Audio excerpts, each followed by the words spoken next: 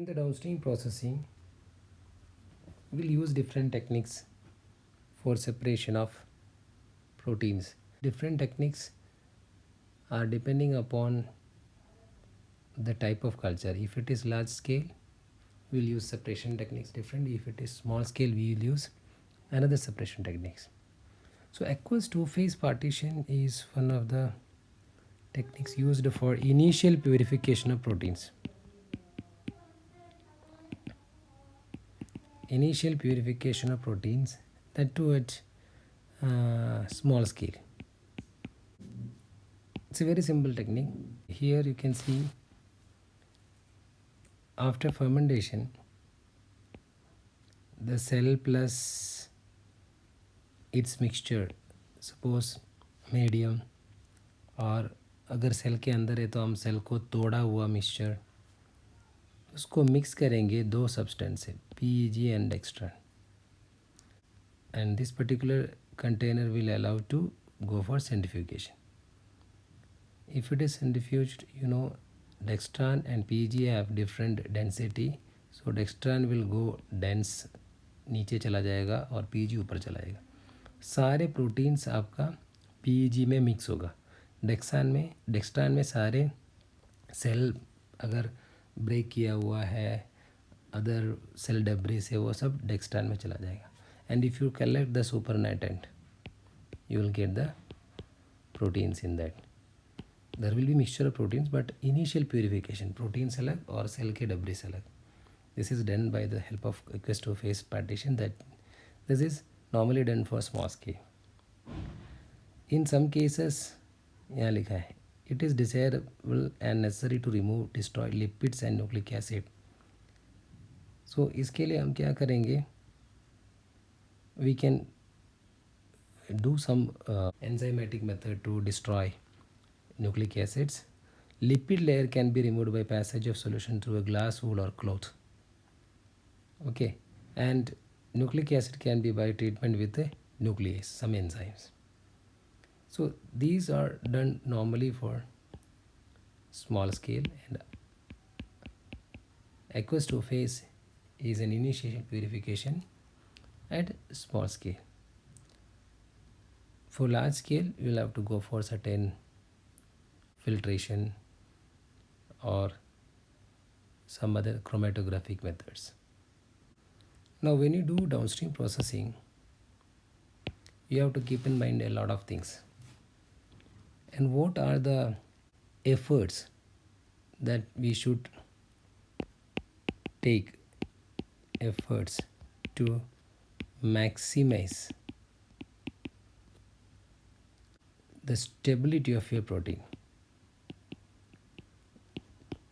That means proteins are very vulnerable. When you change pH, when you change a little bit salinity, or if you add some proteases, the protein structure will be destroyed.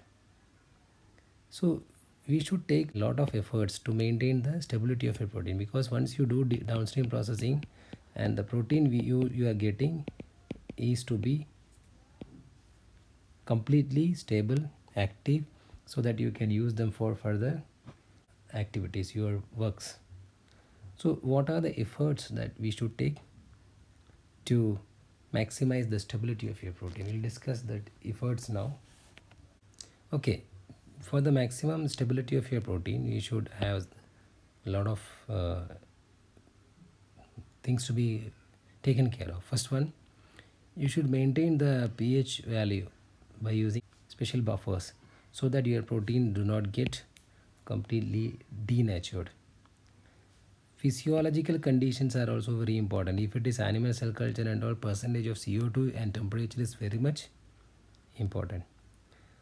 Use of inhibitors to prevent the action of proteolytic enzymes. Some enzymes will be there which will lyse your protein. So you should use certain inhibitors. Inhibitors use करेंगे that stopping proteolytic enzyme. These proteolytic enzymes will lyse your protein. उसको inhibit करने के लिए you have to use certain inhibitors. And next is avoidance of agitation and addition of chemicals which denature your protein. And the last one is you should minimize processing. जितनी देर आप उसको solution में रखेंगे, एक में से दूसरे से ट्रांसफ़र करेंगे, उतना उसको थ्रेट ज़्यादा है. So these are the 5 points: maintenance of specific pH, maintenance of physiological condition, use of inhibitors to prevent proteolytic enzymes, avoid of agitation and addition of chemicals that denature protein, minimize the processing time. Is it clear? If it is an industrial scale production, for industry, especially for larger scale, we should keep something in our mind, that is always you have to go for bulk purchase of raw materials. तो bulk purchase of raw materials will reduce your cost. Second है, आपकी production जितना बढ़ेगा उतना आपका labour cost कम हो जाएगा. That means आपके पास 10 लोग हैं, एक दिन में अगर वो 100 kg प्रोड्यूस कर रहे हैं, बट इसी 10 लोगों से अगर आप 1000 kg एक दिन में प्रोड्यूस कर पा रहे हैं, then your labour cost will be comparatively less. So these two things to be taken care if it is a industrial scale production. Okay, this is a downstream processing chart. Here you can see we are starting with a source. Okay, that means this is the culture that we have and from which we have to isolate the protein. This culture may be from a fermenter. First one is, it is given it is from fermentation, so large scale है.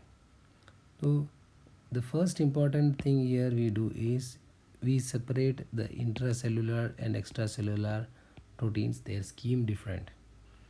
If your